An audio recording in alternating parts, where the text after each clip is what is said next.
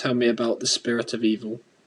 Yeah, so I'm reading this book by James Hollis, that Jungian analyst, and a way I can kind of operationalize how good a book is by how many times I turn down the corner of a page. Like, I don't know if you know this, if I've given you like books before that I've read, but if I read a page, or like there's a passage on a page that has like I don't know, a really powerful uh, aspect to it, it really makes me think, or it makes me kind of pause and go, wow, that's valuable. That's a line that I want to remember. I fold down the corner of the page so that when I come back to a book in like a few months' time or a few years' time, I can see all the pages where I feel like there was the most valuable like passages and reread them.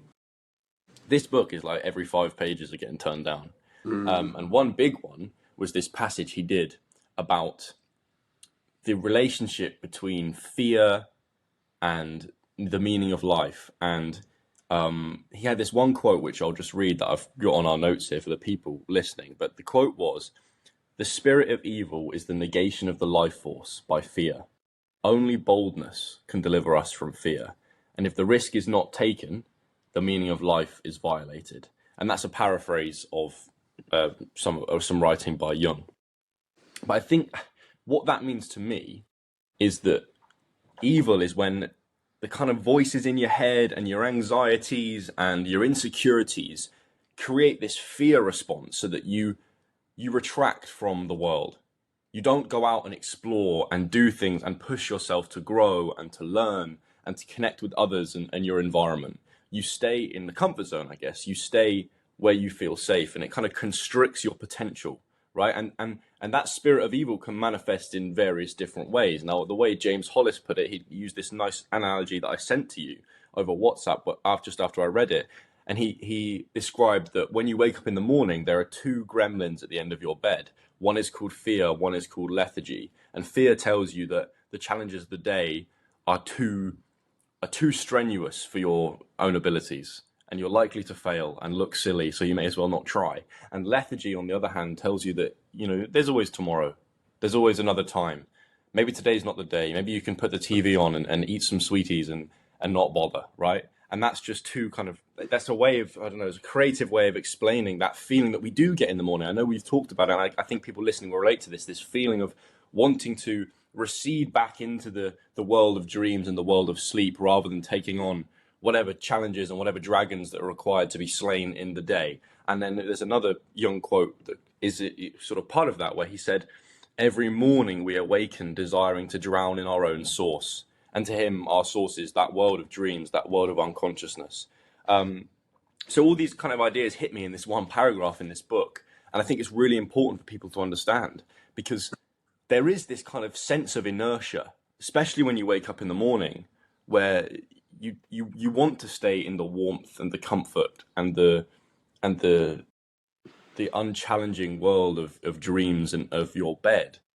But if you do that, if you don't take the risk of putting yourself out there, of taking on difficulty, of taking on the day and however that lays out to you, if you don't take that risk, you violate your ability to access the meaning of life.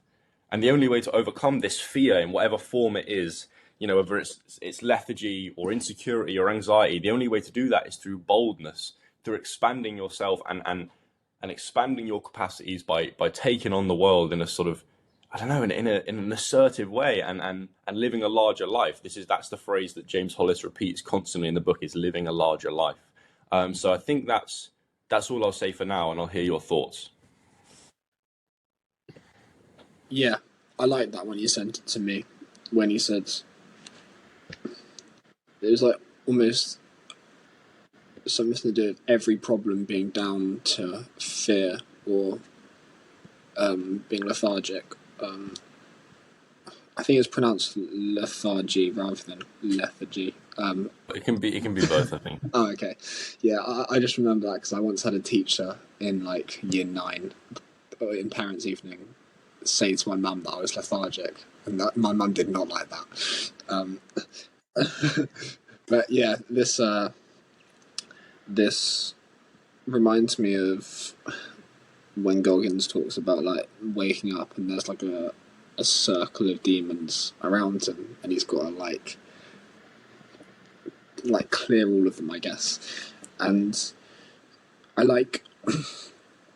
I think there's a very good relationship between meaning and overcoming fear, because that's something that's really personal. It's like a personal barrier to you, that you've created, and when you do that, when you overcome it, it just feels really fucking good.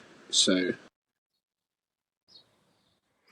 Would you say it's another meta skill to have the ability to, when like you're confronted with an event or an emotion or some sort of experience, some sort of challenge in the world, on whatever scale that is, it's personal to the individual. But when you get that feeling of, oh, this is fear inducing, this is causing me anxiety, this will be uncomfortable, the skill of recognizing that for what it is, recognizing that that is the spirit of evil negating your life force and your ability to live a larger life by fear, noticing what that is and then stepping over that line, to me that is a meta skill.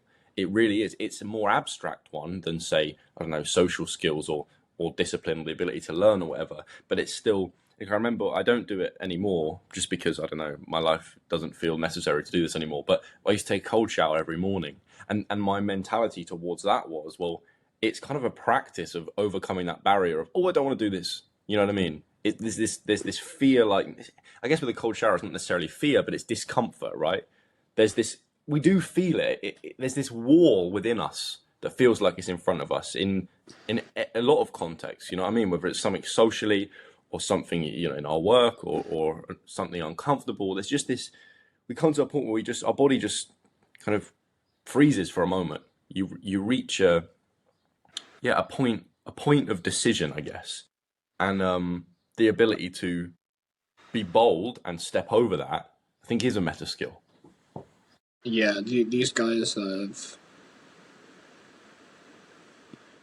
live a life that you want to live or you admire have overcome a lot of fear, and that's what separates them to you. One of the things, because and so they probably live. They're the ones that are living the more meaningful life, and they've just built up a tolerance for themselves, and that's one of the things that it comes down to. There's a belief that, like, your ability to deal with stress is directly correlated by success, and I feel like that would be the same with fear. In that, it's weird how one man, something small, won't even you won't even think about it as being a problem, being something scary. Whereas another man will be fussing about it the whole day. Yeah, exactly. And I think, well, a way you could think about it is whatever challenges that the outside world poses to us, we still make an internal decision to be swayed by that fear. Like, we still make the decision, like, to conform to the desire of that fear, that spirit of fear, that negation of the life force, right? And by the life force, I kind of just mean our energy, our capacity to live and be alive and do things. And I think then you can train that sort of internal decision process. Like, yes, the emotion that arises within you in a scary or anxiety-inducing situation isn't necessarily under your control, right? There are physiological systems that will just act and will just make you feel a certain way. But there's still, in some point in that chain of events, you make an internal decision to let the fear possess you, I guess. And that takes mindfulness to notice when that happens. But can you pinpoint where that is? And can you somehow train yourself to have a level of conscious control over that and know, well, this is a fear-inducing situation, but I can still do it. Like, one mindset, I might talk about it in my second point a little bit later on and elaborate on it more, but I'm thinking a lot about the under-23 World Championships that I'm about to participate in 2 months' time, and the sense of fear and anxiety that I may have pre-game, during a game, whatever, and reminding myself this quote that fear is the potential for courage becoming known. That's like the line in my head that I'm trying to sort of instill into my brain. And that's me trying to notice the fear and get to that point where I make an internal decision and use a kind of mantra to step me over that line and be more bold in my actions. So it's interesting, man. It's something I think if people can understand this and understand at least the core meaning of what he's saying about fear and about those two gremlins. I think specifically, I think the real world everyday example of when you wake up in the morning is really crucial, because I think we can all relate to that. When the alarm goes off, we don't want to be there.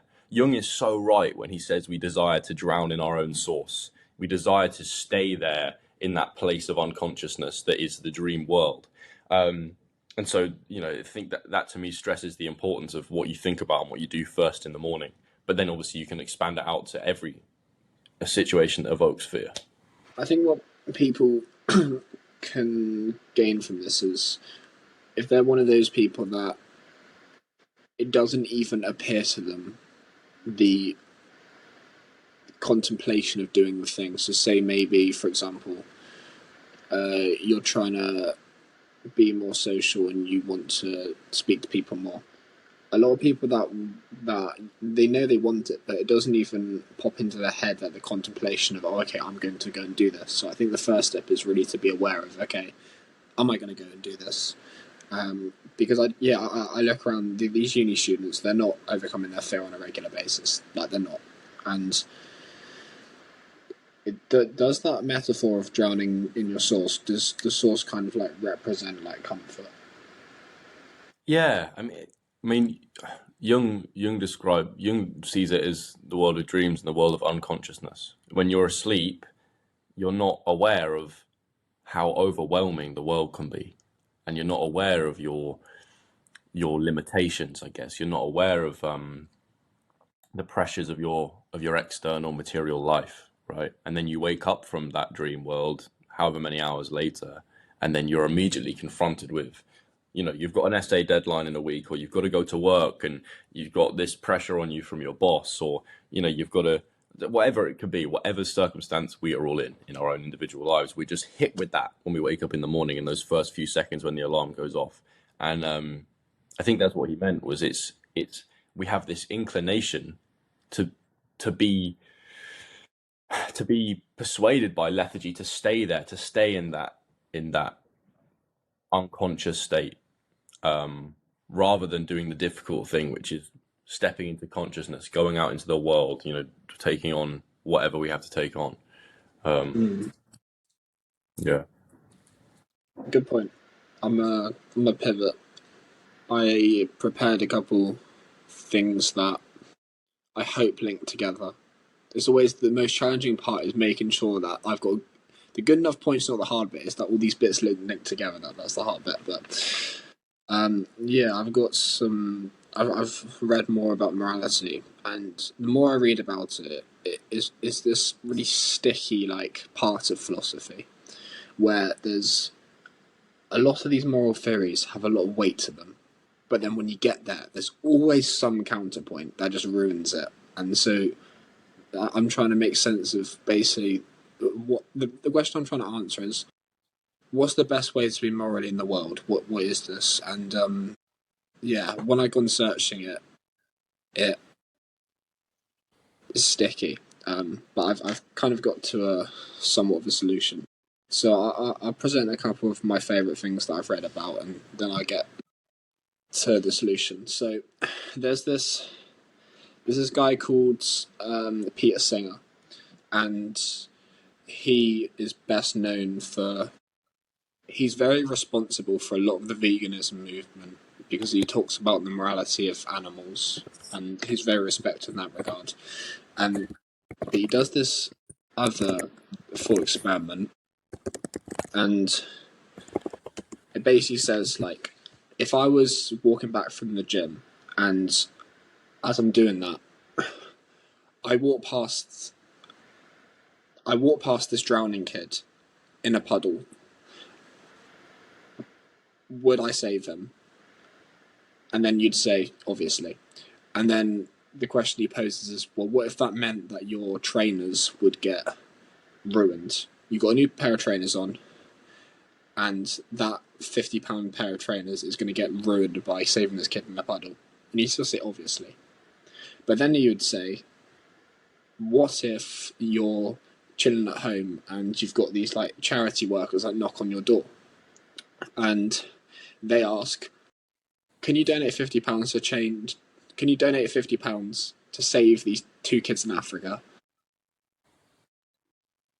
And then I'd probably say no, because well, I'd give them advice, and I'd tell them, like, I respect what you're doing, and if you want more donations, but probably better go into like. I think I can tell you why that is based on something I learned in psychology. But carry on. I can jump back to that point in a second. Yeah, I'll probably tell them, this is a uni street. Like, you're better off going to XYZ street where it's not full of broke uni students. And so his conclusion is that morals is just a thing of convenience. What was it, your point? So I think the reason that you'd sacrifice the quality of a £50 pair of trainers to save a kid that's drowning in a puddle and not donate £50 to a charity like that is because of the degree of separation between your moral action and you perceiving and seeing the consequence. The feedback is not quick enough, and it's not reliable. So you saving the kid, you see that you have saved a life. You experience that. So there's these positive altruistic emotions flowing through you, and you've done the right thing, right? You don't give a shit about the trainers because you understand that this was the moral good. You took that opportunity and you did something good for the world, right? It makes so much more sense. But the charity example, you don't know for sure that your X amount of money will cause this consequence. You're relying on them telling you the truth and that being true, but you don't know that. There's no feedback there.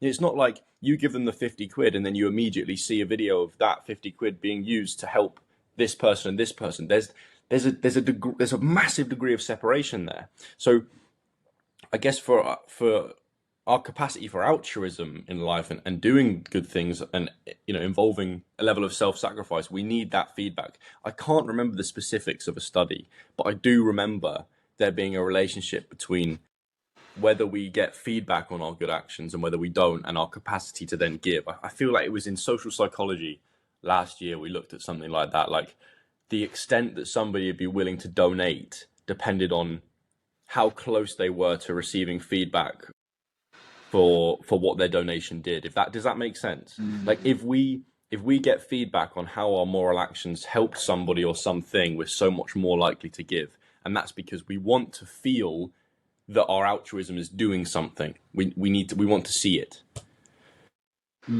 Does that make sense? Because that to me shouted out as the difference between your 2 examples there. Yeah, it's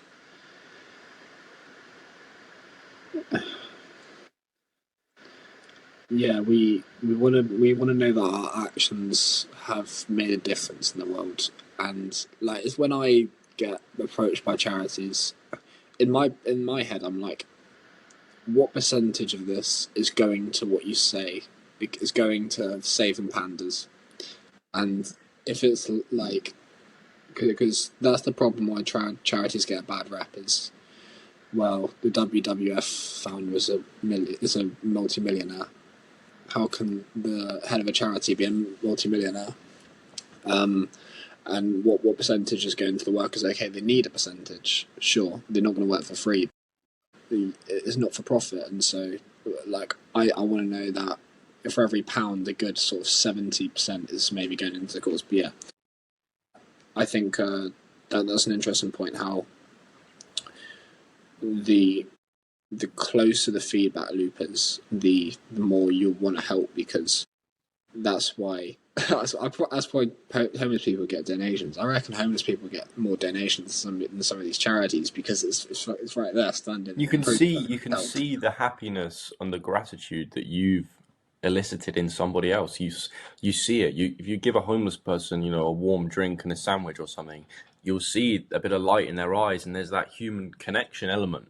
I think you're right that there is a little bit of mistrust about, especially the massive, large charities. I think, more local, smaller charities, there's a level of it being closer to home, I guess, and there's a bit more trustworthiness there because, yeah, you're right about people being high up in these massive charities earning six-figure or more salaries, and it's like there's a juxtaposition there, but I think there's something to that. There's something to that feedback point, which does outline that Singer is correct in a way that I guess there is convenience involved in it, but maybe it's more to do with, I don't know, self.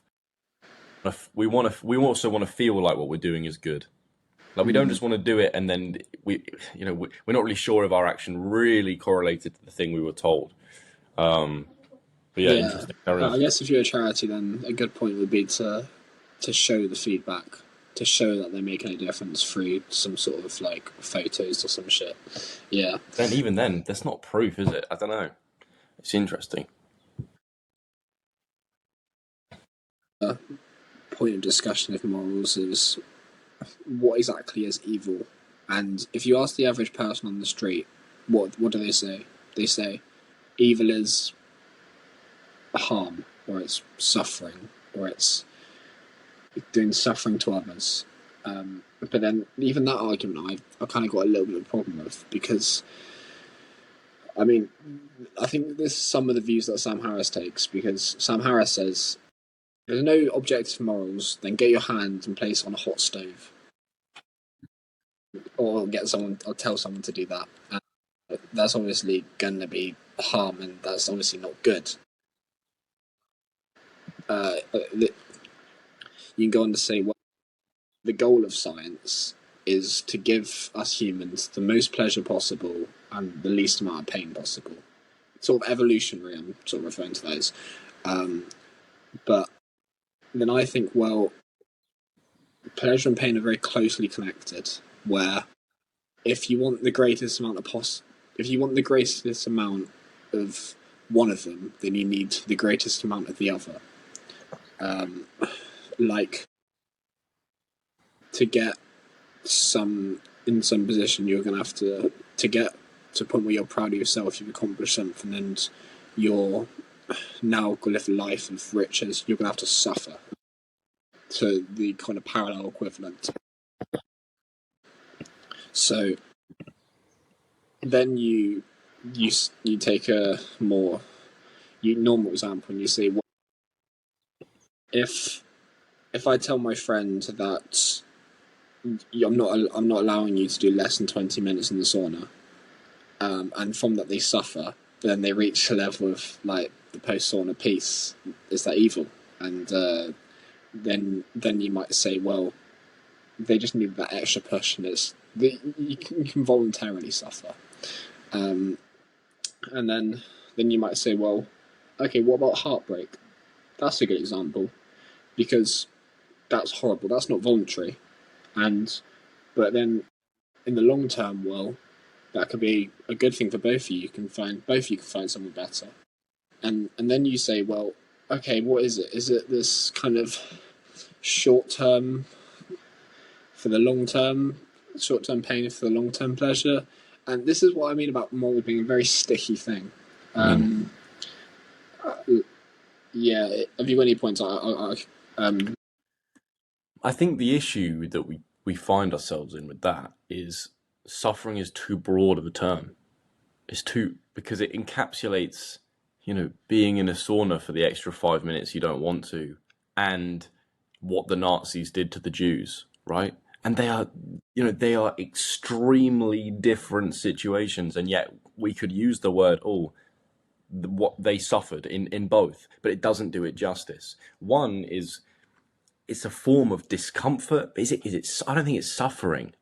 Suffering to me is like being tortured. Suffering is unnecessary pain inflicted on somebody else.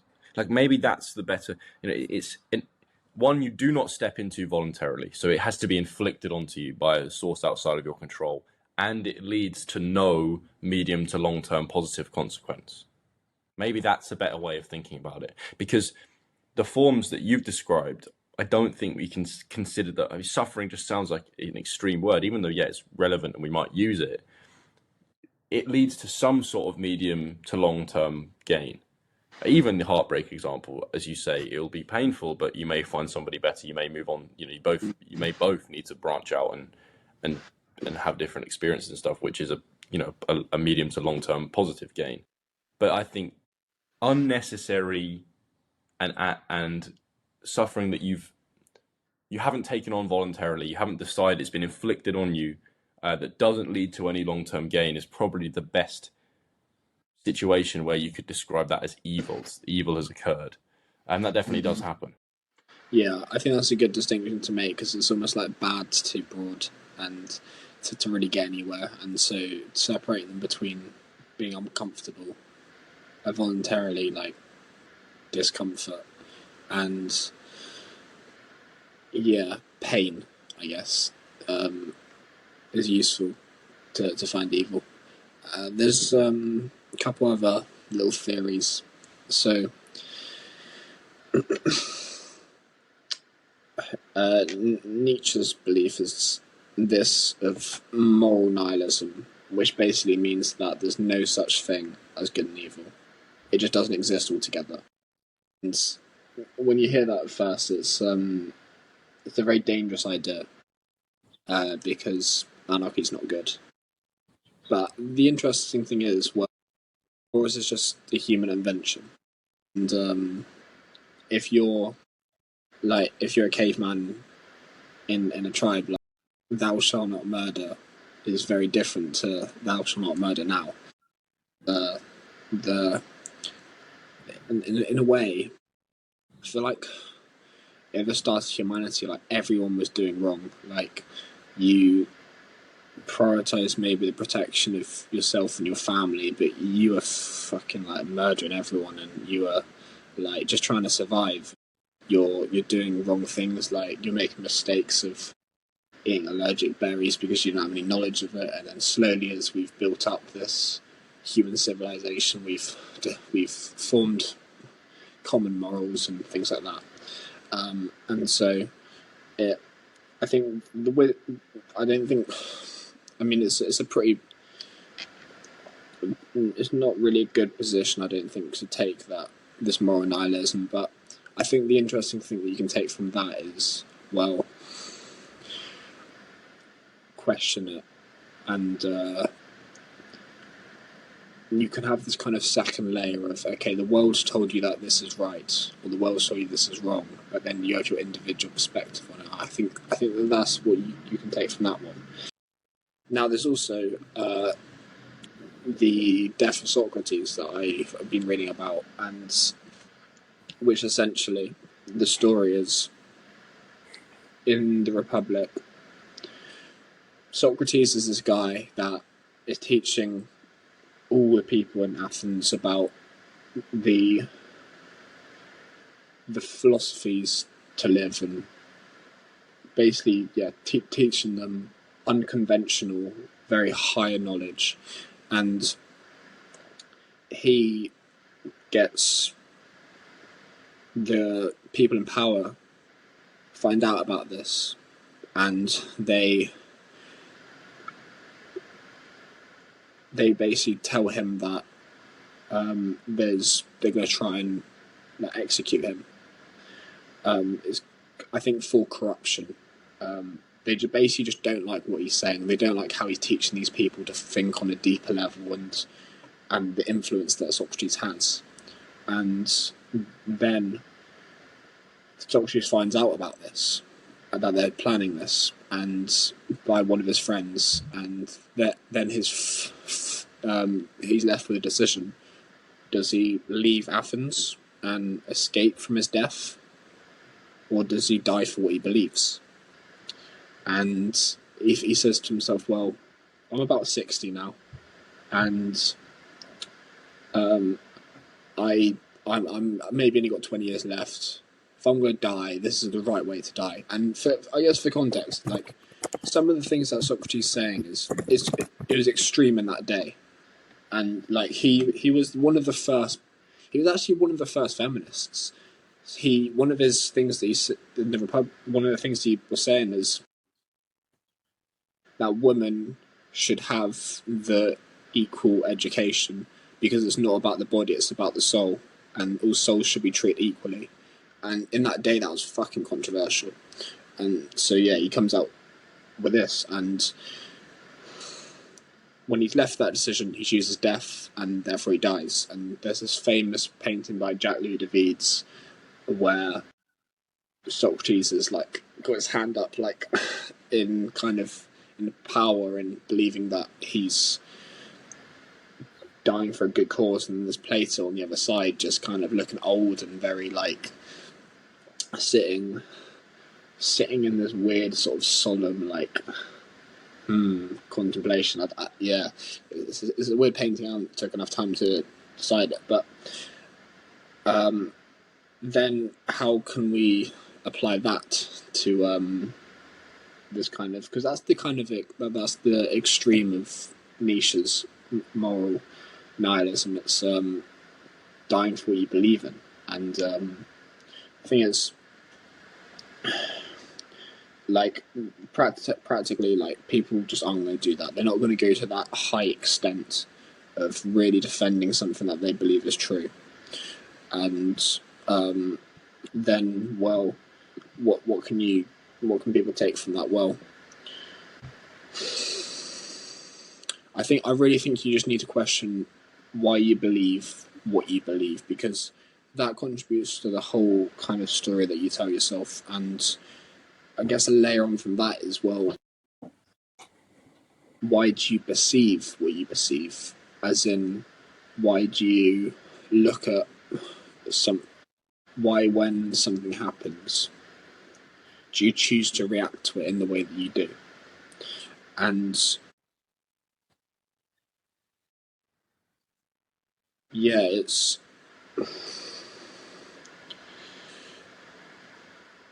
the answer that I came to was virtue ethics, because What do you mean by that? yeah, I'll get into it.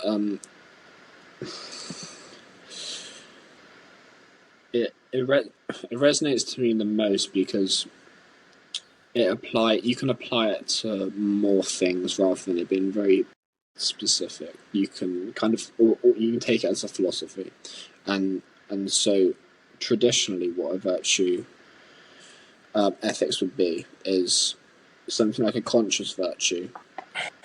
Is something, it's a midst between an end, which means that it's in the middle of two extremes of acting. Courage is in the middle of cowardice and kind of reacting too like boldly, kind of too unsensibly, like reckless. And courage implies that one is willing to face a present evil, which will prevent a greater evil in the future. That's why that's a virtue. Something like humility would be a virtue, because it's in the middle of being egotistic and like having like no self-worth.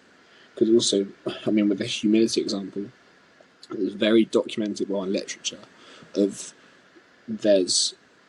you have someone like Kafka who really writes about and depicts about when you think you're lower than everyone, when you have you don't have that self-esteem and how that makes you lonely. There's a really big correlation between how humble you are and how good your social circle and how likable you are. So yeah, if you kind of don't have much self-worth, you're lonely because you think you're worse than everyone. But that's what Kafka writes about in Metamorphosis. But if you're the opposite side, which you think you're higher than everyone, then you're lonely as well, because you think you're better than everyone. And that's what Dostoevsky writes with Raskolnikov. That's one of the reasons he's he thinks he's above the law and things like that. And so that's one thing that we can think about is conscious virtues. But then what's the step beyond that? What do we really want to get to here that's going to change our perception? And then I thought about unconscious virtues. So what I mean by that is you don't even realise you're being virtuous when you apply it to in a specific example. So I remember the best example I can give you of this is when I was in my last relationship, when my lady's making me egg fried rice and I'm working, and she's using my kitchen, so I'm checking up on her, as you do, and then when she says she's fine, then I'd go back to work, and she told me later how she appreciated me not taking her cooking for granted, and that checking up on her meant a lot. To me, that was unconscious. To a lot of people, that would be unconscious. But it's that kind of a lower expression of gratitude that's just done instantly. And so that's not to big myself up that I'm a good person, but it's one of the only examples I could think of. And it's being virtuous when no one else is looking. So that's what it is. It's being good without the conscious awareness that you're being good. Yeah. And that's just due to the person that you are. And so then the question is, well, how do you become good when no one else is looking? And you look like you want to talk, so I'll let you. Well, there's a lot to unpack there. Let me just digest that final bit, and then I want to link back to Socrates. So I think you're right. I think you're right about the unconscious virtues being sort of the end point. But it's like you can think about it in terms of any skill. We've talked about this before, and there, it's a theory that has been discussed in this kind of realm. Is this idea that you're unconsciously incompetent, then you become consciously incompetent, then you become consciously competent, and then you become unconsciously competent. Right? That's a lot of words. But Wow. Let me, like I always do, let me use a basketball analogy to make it make sense. Before I started playing basketball, I was unconscious that I was shit at playing basketball because it was never a part of my life. And then you start playing basketball or whatever skill you want to sort of put into this analogy, and you become conscious of your incompetence. You realize that you're bad at it, right? And that's painful. It's really painful. But the only solution to that is to become consciously competent. Work on it, right? Think about how to get better. And through that process, over months, years, maybe even decades, you step into the stage of unconscious competence, where you're so good at the thing that you no longer have to be conscious of being competent. It just happens by accident. Does that make sense in that sort of realm of skill? Now let's think about it in terms of your moral virtue example.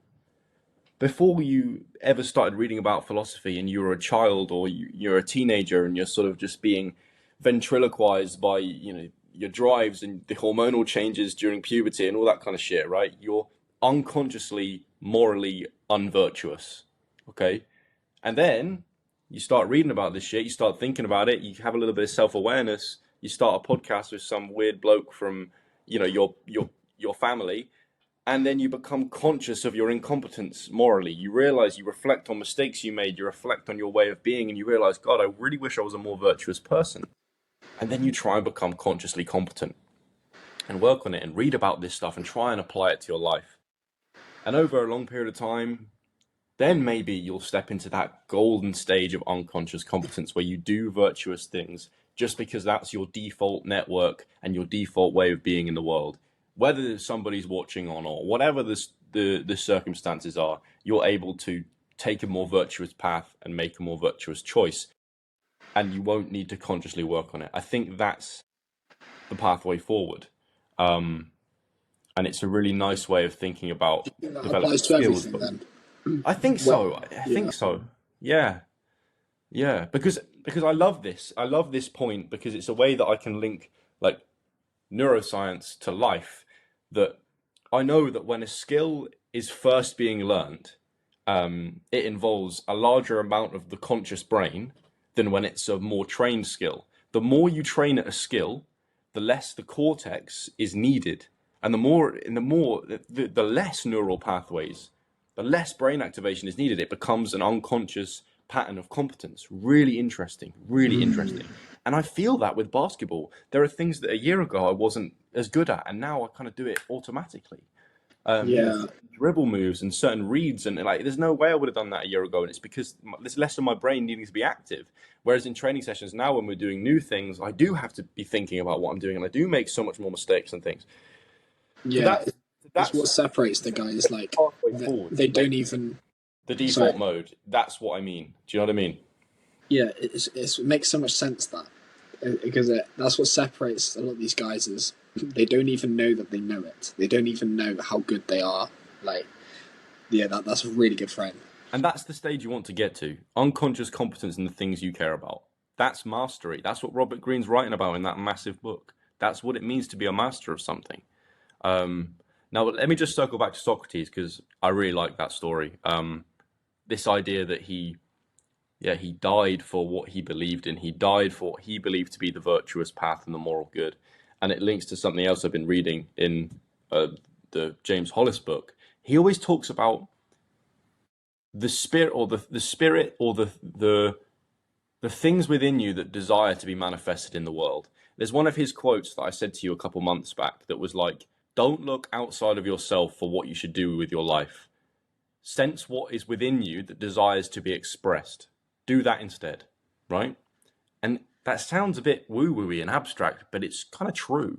There is a guiding force within you. There is this, you do have natural inclinations towards things. Sometimes fear, anxiety, insecurity get in the way of you expressing that. But there is this person you want to be. There is this path you want to take. There are these whispered voices in your mind of the kind of virtuous moral path you want to take through life. For some people, they may be louder or quieter than others, and there may be things that block our connection to that. Maybe that's our higher self. Maybe it's something more spiritual and more religious, for example. But I think it's there.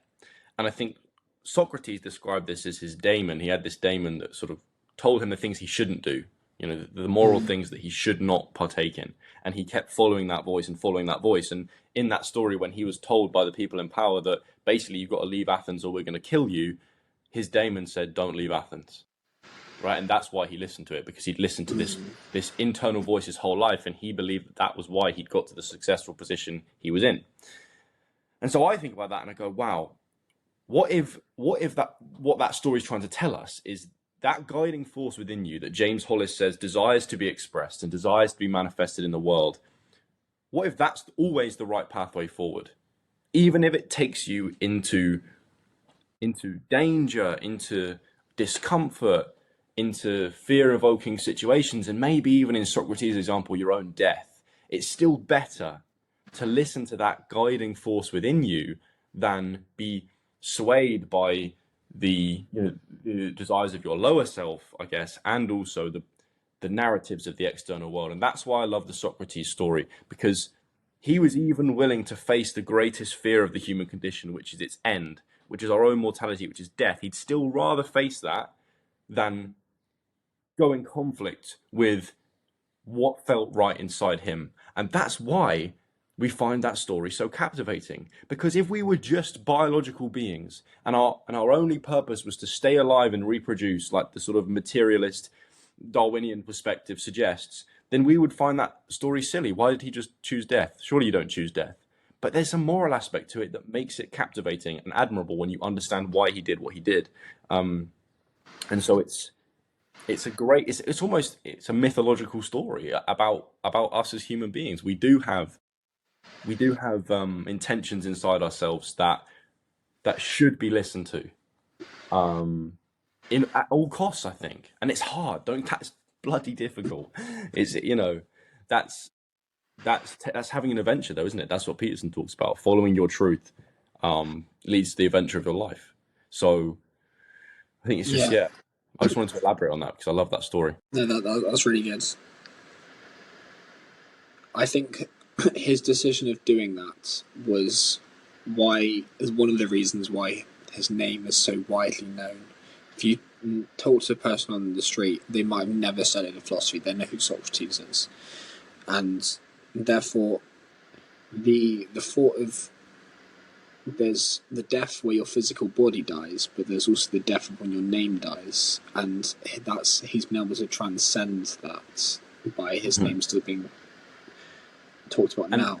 let me just add one final little aspect to that, bringing in another story. But you say, yeah, death of the physical body, but also like death of the soul, I guess, and giving up on your moral virtues inside. And that is the same thing, if we're still in this sort of metaphorical, using this metaphorical language, as selling your soul to the devil, right? What does Faust do in Goethe's story, right? Well, he sells his soul to the devil for like strength and knowledge or whatever. But he's that's not the moral thing to do. He's gaining these skills with no work, with no sort of journey, right? He just kind of he acts by ego, and for this desire for status and power, right? He sells his soul to the devil. He goes against his moral virtue, and I feel like that phrase, selling their soul to the devil, is a metaphor. It's a symbol of when we go against our own moral inclinations inside. Wait, this Goeth story. Why did he sell his soul to the devil?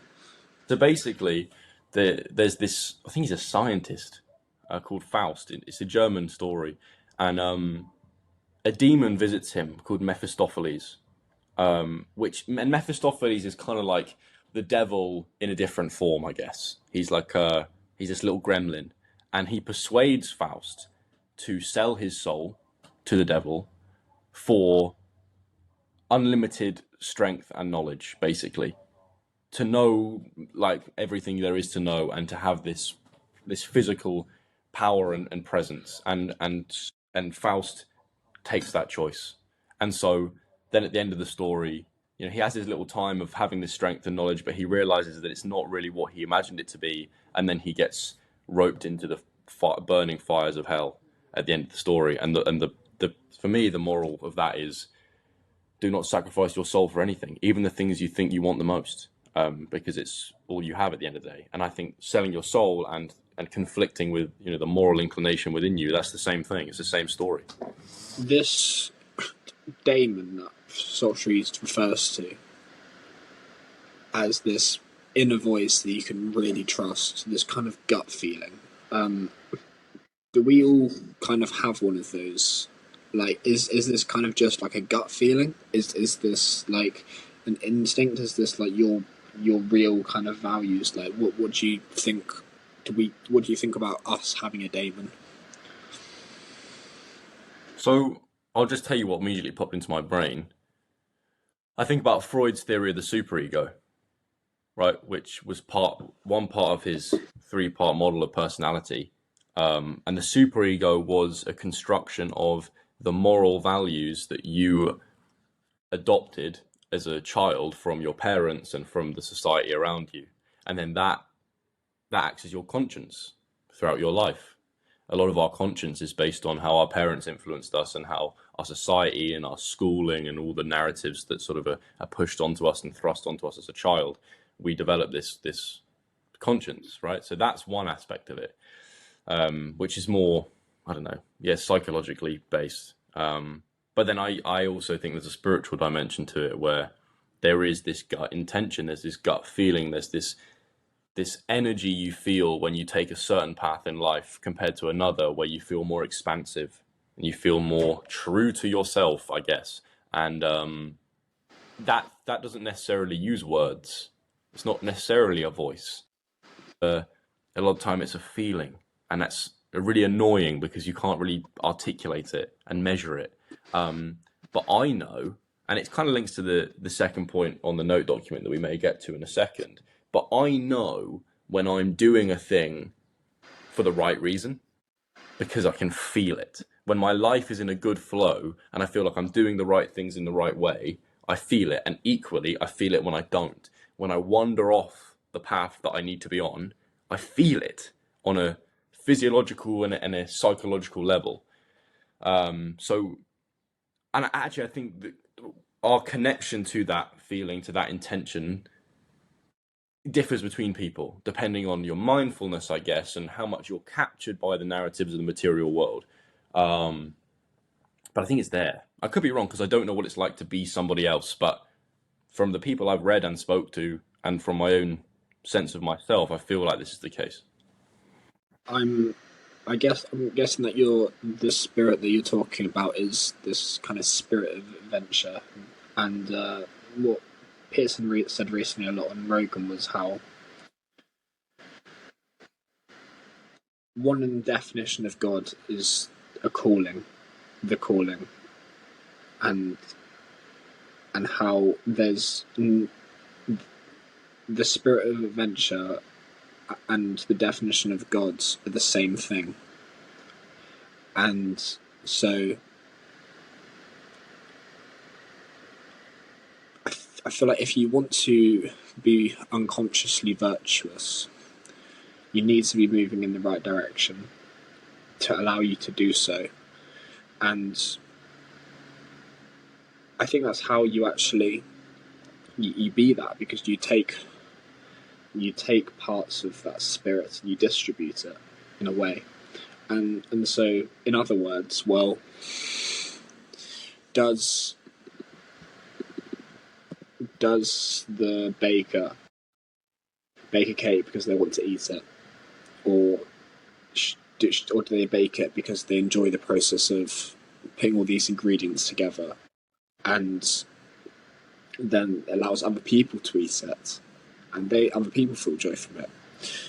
And so the baker's enjoys the journey, not the result, which is weird because you'd think of eating a cake as something really dopaminergic, like really great feeling, but they're actually doing it to make it.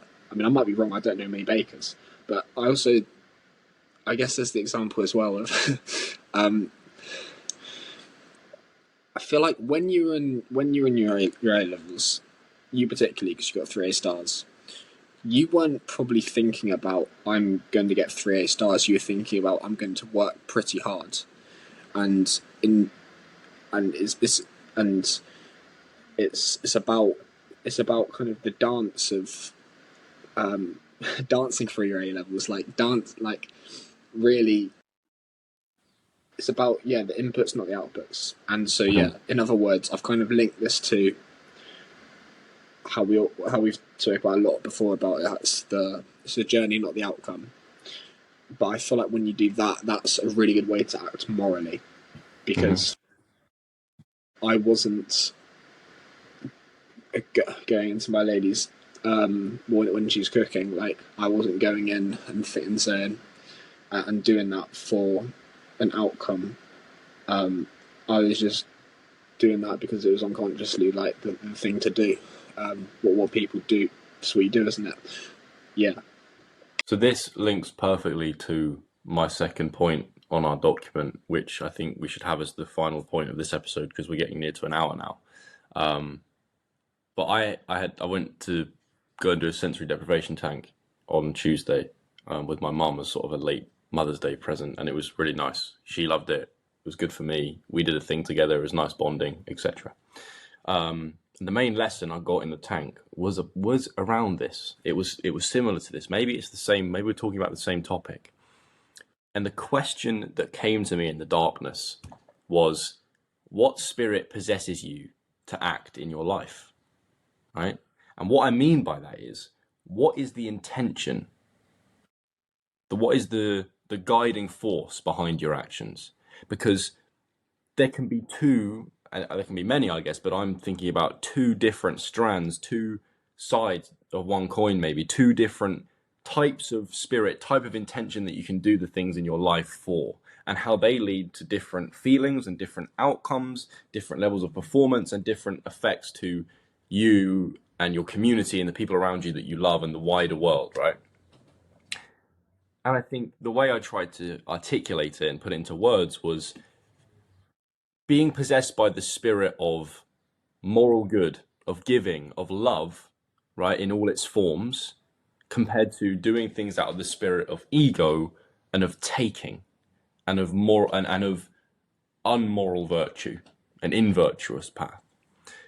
I think the former, that spirit of love, spirit of giving, spirit of moral virtue, improves your performance in the world and your feelings and your experience and makes things better for those around you. And I think the latter decreases the quality of your experience, decreases your performance, and doesn't make things much better for the people around you and your wider community. The only difference is the egoic spirit kind of is more captivating in the moment. Maybe it's driving for pleasure and that the indulgence of self-interest, and there's this momentary benefit over the other one. But over the medium to long term, that virtuous, giving, loving spirit and intention behind the things you do is so much more beneficial. And I want to put this into two examples, and it kind of links to your example about you expressing gratitude. And obviously the main one that's in my mind at the moment, and I thought about a lot of this in the tank, was about Brazil and about the World Championships I'm about to compete in. Now, if I go and play basketball in that tournament, possessed by the spirit of my own ego, the spirit of taking, of what I can gain, that's going to lead to so much more anxiety and fear, because I'm going to be thinking about my own performance and how I can look good on this international stage. And I'm going to be fixating on my own actions. And it's just going to become this big, complicated, worry-filled mess in my own brain. And how you don't want to get found out. How I don't want to get found out, and exactly that, because the ego fundamentally is fueled by insecurity. That intention will be fueled at its core by me not feeling good enough. But then there's the other perspective, this spirit of giving and of love and of moral virtue, where I can go, I'm going to go and treat basketball like a work of art. I'm going to try and play the best possible basketball I can, and work with my teammates as a unity, and do things for others, and make the right reads to open up opportunities, not just for myself, but for others, and see this opportunity as something to be grateful for, and love, and really just take a moment to appreciate how I got there and my whole journey through sport, and just use this deeper perspective than just, oh my God, I've missed a few shots, or oh my God, I really want to look good for my own ego. And then the second example, which links to yours, is I'm thinking about this in relationships, right? I think a lot of problems with relationships is that people unconsciously, most of the time, are possessed by the spirit of their own ego, in that they do the things they do in that relationship for their own gain, to take. What can I get from this relationship? What can I get from this person? Whether that's a conversation or a romantic partner or a best friend or even a stranger that you interact with on the street. We talked about this before, I think, a little bit. Whereas the other perspective is, if you do it out of love, out of giving, out of moral virtue, is how can you affect that person positively? How can you show that person love? How can you express love? How can you make them feel heard? How can you pay the right attention to them? How can you be interested in them? How can you improve their experience? And through doing that, you'll feel better. They'll feel better. Your anxiety will melt away, because you'll realize that they like interacting with you. And it makes things better for you, them, and the wider community, you know? And that's why that I asked you about where this quote came from the other day, because that's the sort of concluding sentiment that my brain fed to me in the sensory deprivation tank, which is, it's not what happens to you, but what governs you that matters most. It's not what you do, it's how you do it. It's the spirit that possesses you. It's the intention, it's the motivation behind what you do that matters the most, that leads to how you feel about it, that leads to how you make others feel about it, that leads to the overall effect you have on the world. And it's difficult to maintain this more morally virtuous path.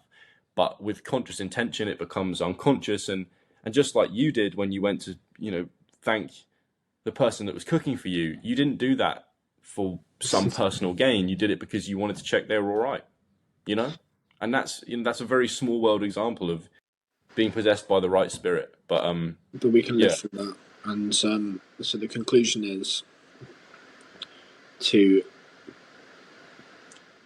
give without the expectation to take. Because giving is beautiful in itself. Yeah.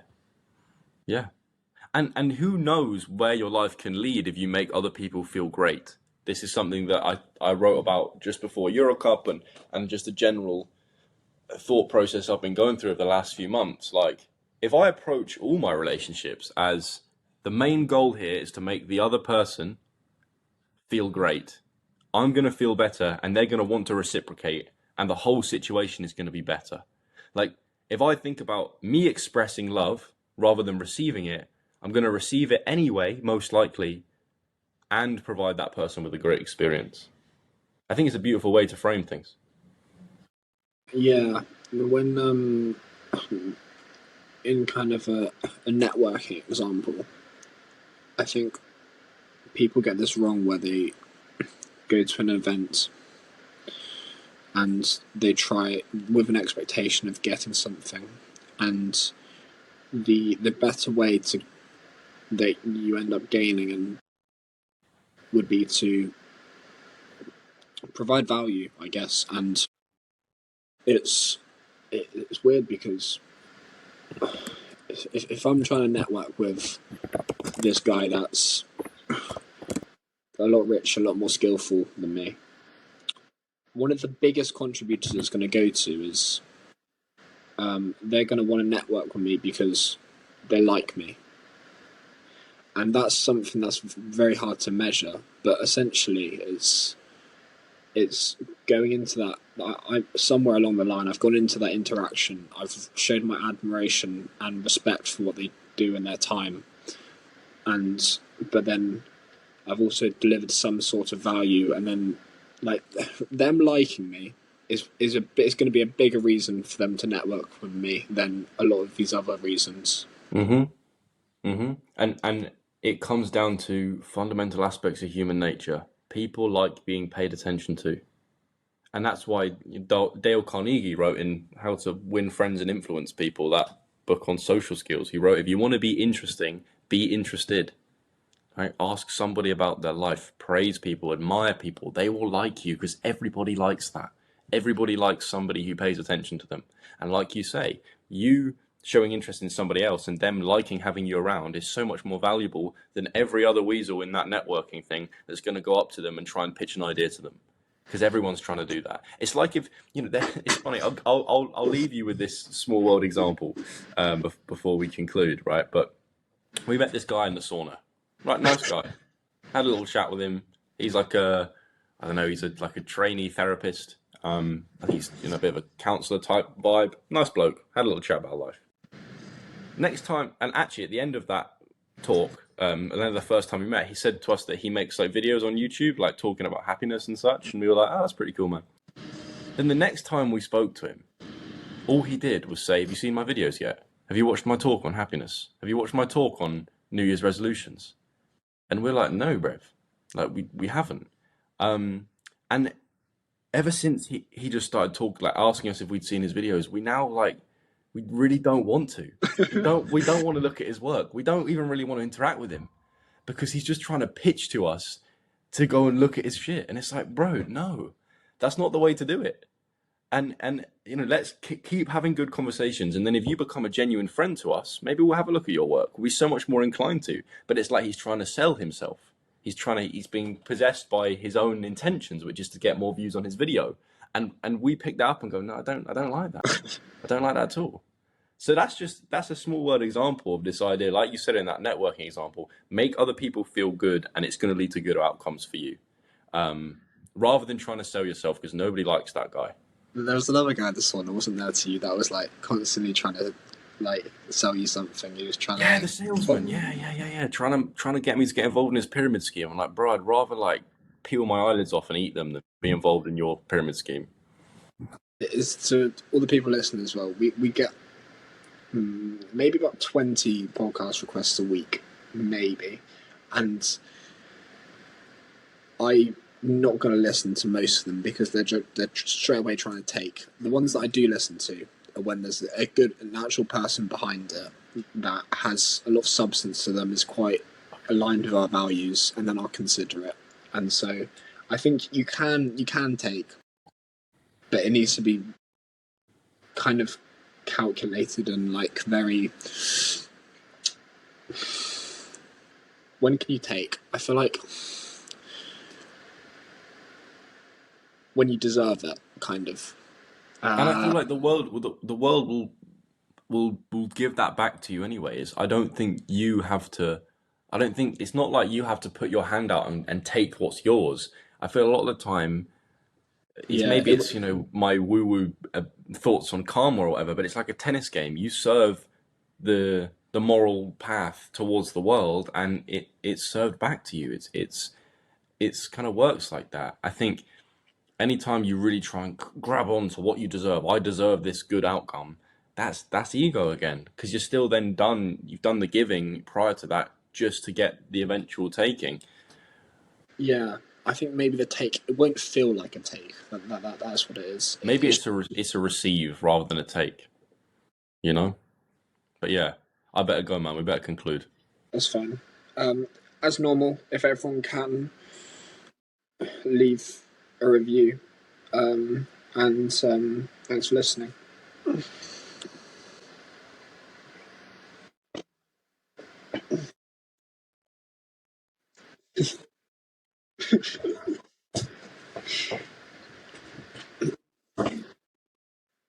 It's like it's the equivalent of like I know sending a message to the girl and she doesn't reply, and then keep on messaging her.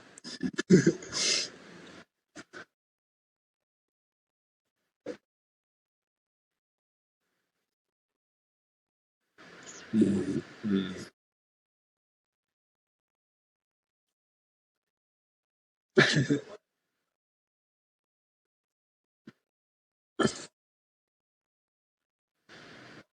Mm.